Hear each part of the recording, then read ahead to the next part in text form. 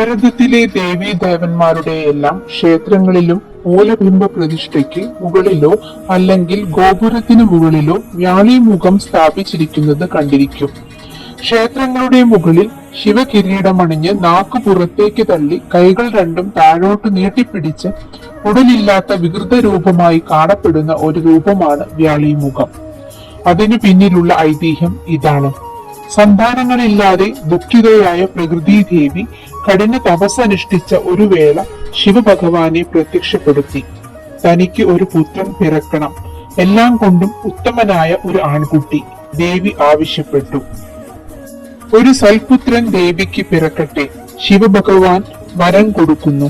ശ്രേഷ്ഠനായ ഒരു കുട്ടി ഭൂമിയിൽ പിറന്നാൽ അത് തങ്ങൾക്ക് സഹിക്കാൻ പറ്റുന്നതിനും മുകളിലായിരിക്കുമെന്ന് ദേവപത്നിമാർ വ്യാകുലപ്പെട്ടു. അവർ വിഷമം ദേവർഷി നാരദ മുനി സമക്ഷം അറിയിക്കുന്നു. ശിവഭഗവാനാൽ ഗർഭിണിയായ പ്രകൃതീശ്വരിക്ക് ഭക്ഷണമായി നൽകുന്ന പഴങ്ങളിൽ വജ്രം കയർത്തി ഗർഭമലസിപ്പിക്കാൻ നാരദരുടെ സാന്നിധ്യത്തിൽ ദേവീദേവന്മാർ തീരുമാനമെടുത്ത് പ്രകൃതീശ്വരുടെ തോഴിമാരെ സ്വാധീനിക്കുന്നു. 10 മാസത്തിനു ശേഷം പേറ്റുനോവ് അനുഭവിച്ച് പ്രകൃതീശ്വരി പ്രസവിച്ചപ്പോൾ കൈയും തലയുമായി ഉടലില്ലാത്ത ഒരു വികൃത രൂപമാണ് ഭൂമിയിൽ പിറന്നു വീണത്. വ്യാളിമുഖം ഭൂമിയിൽ പിറന്നു വീണപ്പോൾ വജ്രത്തിന്റെ ശബ്ദം എന്നോണം കിം എന്ന ശബ്ദം ഉണ്ടായത്രേ. സംസ്കൃത ഭാഷയിൽ അതിശയം എന്ന നാമം അർത്ഥമാക്കുന്ന കിം ശബ്ദത്തോടെ പിറന്നതിനാലായിരിക്കാം പ്രകൃതി ദേവിയുടെ പുത്രനെ കിം പുരുഷൻ എന്നറിയപ്പെടുന്നത്. സൽപുത്രനു വേണ്ടി തപസ്സനുഷ്ഠിച്ച് തനിക്ക് പിറന്ന ശിശുവിന്റെ വികൃത രൂപം കണ്ട് പ്രകൃതീശ്വരി കോപിച്ചു. ദേവിയുടെ ശാപമേൽക്കാതിരിക്കാൻ ശിവഭഗവാനും മറ്റു ദേവീദേവന്മാരും ഒടുവിൽ ആ മാതാവിനോട് അപേക്ഷിച്ചു.